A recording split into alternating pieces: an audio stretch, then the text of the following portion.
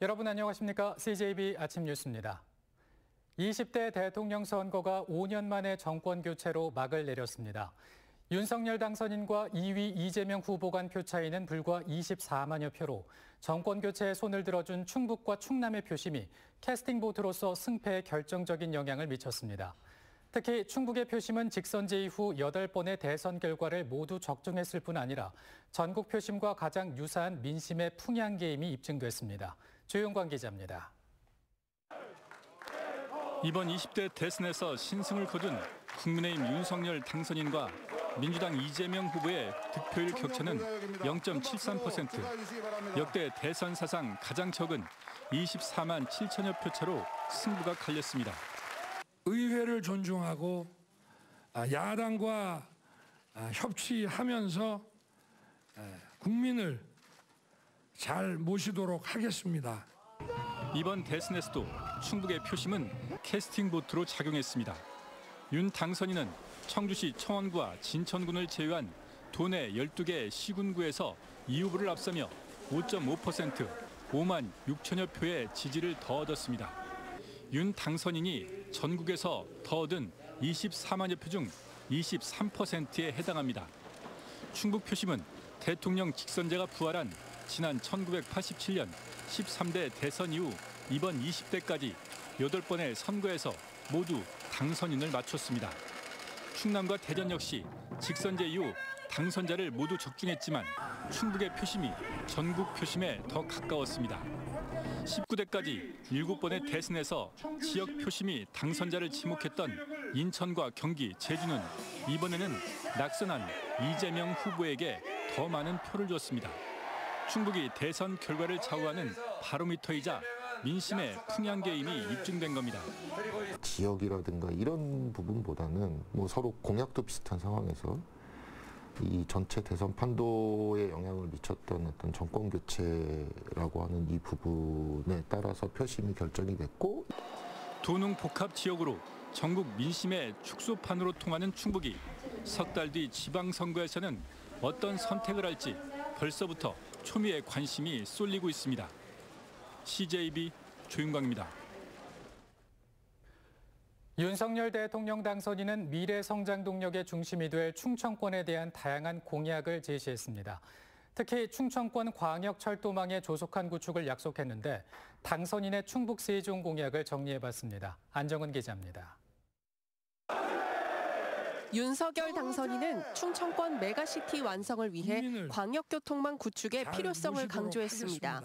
특히 대전에서 청주공항까지 연결되는 충청권 광역철도망이 청주 도심을 통과하도록 해 충북인의 교통 편익을 높인다는 구상입니다.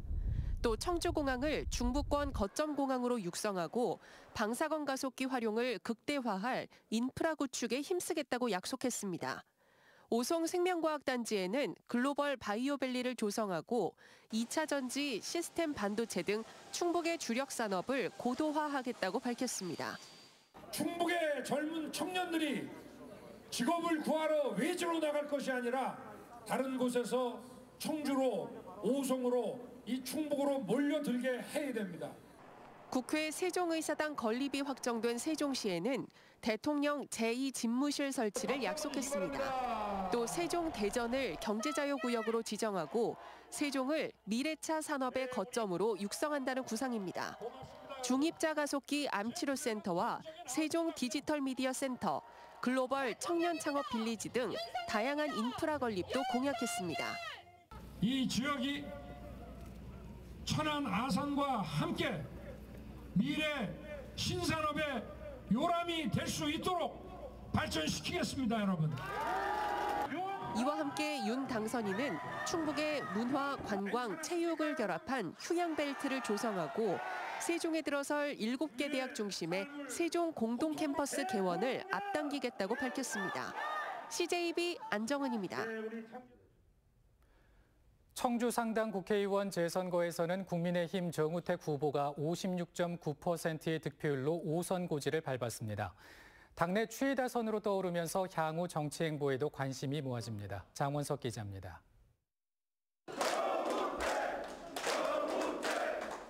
충북의 정치 1번지로 불리는 청주 상당에 국민의힘 정우택 후보가 5선 의원으로 복귀했습니다.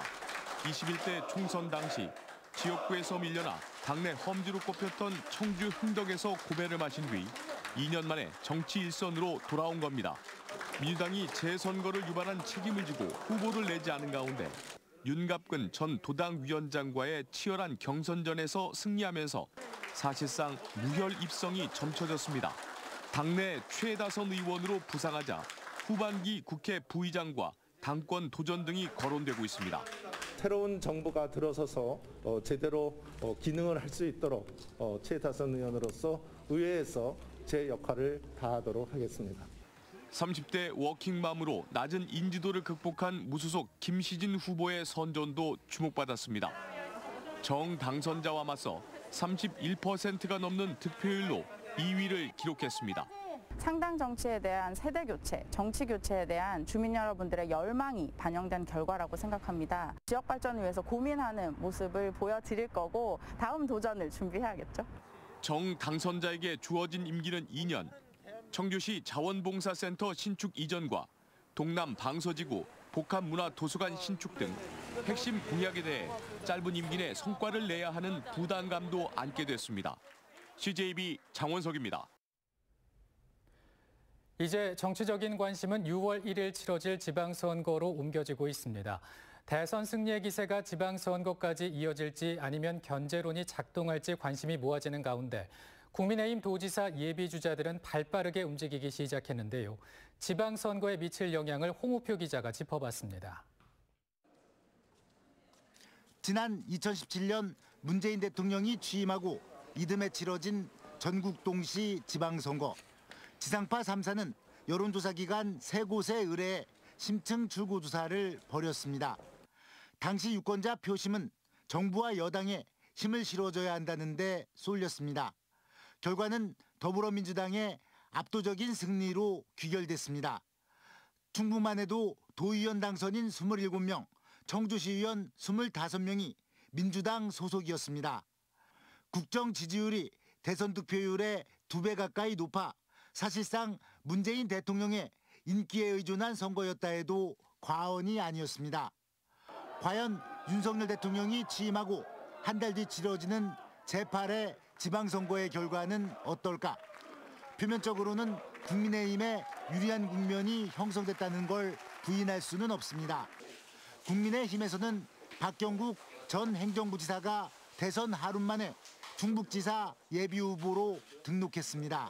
지난 34년간 공직에 쌓은 경험을 토대로 우리 충청북도 지역을 보다 새롭고 행복한 지역으로 발전시켜 나가기 위해서 도지사에 출마하게 됐습니다.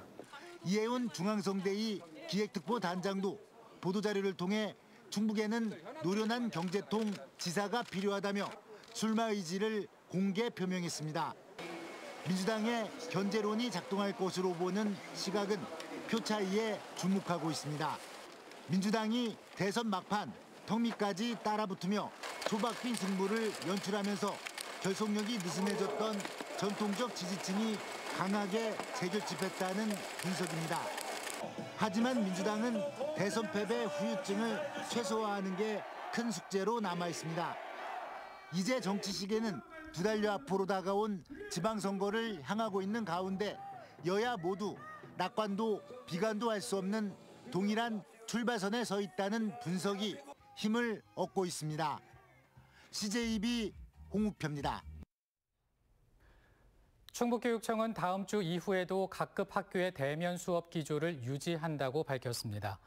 개학 후 2주간의 새학기 적응 주간이 오는 11일 종료됨에 따라 오는 14일부터는 대면 수업 기조를 유지하면서 교내 신규 확진자 비율과 등교 중지자 비율 등 2개 지표를 토대로 탄력적 학사 운영을 추진합니다. 새학기 적응 주간의 도내 학교의 94.3%가 전체 등교로 운영된 만큼 대다수 학교에서 등교 수업이 이루어질 전망입니다. 단양군이 청년 일자리 창출과 지역경제 활성화를 위해 청년 창업자를 지원합니다. 만 19세에서 49세 미취업 청년이면 오는 25일까지 신청할 수 있으며 청년 창업자로 선발되면 점포 리모델링비와 임차료 등 창업 자금을 최대 1,800만 원까지 지원받을 수 있습니다. 단양구는 지난해까지 청년 창업자 17명을 지원해 소품 가게, 흑백 사진관, 음식점 등의 창업의 꿈을 이뤘다고 밝혔습니다. 1회 청주시 도시농업박람회가 오는 5월 12일부터 나흘간 진행됩니다. 도시농업 관련 지식과 경험을 공유하고 건전한 시민 문화를 조성하기 위한 이번 박람회는 올해 온 오프라인으로 동시에 개최됩니다.